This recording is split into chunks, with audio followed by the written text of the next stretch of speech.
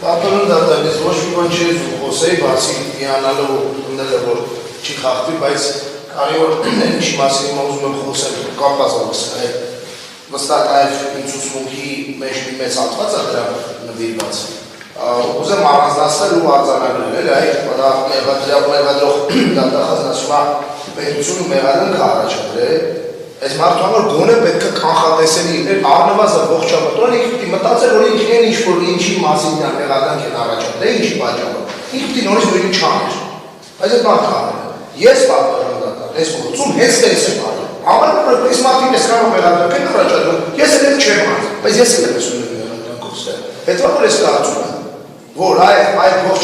ողջամիտ ենթադրություն անելու ժամանակ ես արել եմ իմ ենթադրություն, իմ ընկերն արել եմ մյուս ենթադրությունը, որում ես հաղթան ընդհանրապես չեմ տեղ։ Բայց ես էլ եմ նույն բանով ստեղ ոչ մի բանի համար, ինքն էլ նորից ոչ մի բանի համար։ Ու վստահ եմ, պատվանում դատան, որ որևէ պարագայում, եթե խոսքը խափանման միջոցի մասին, ոչ թե պատժի, ոնց որ նախորդների նիստի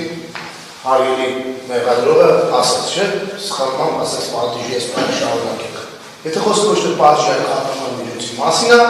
ես հուսով եմ, որ դատարանը կընտրի խափանման միջոց, ոչ թե կերկարացնի պատիժը և կփոխի խափանման միջոցը ու կվերացնի բանտերի կազմակերպությունը։ Շնորհակալություն։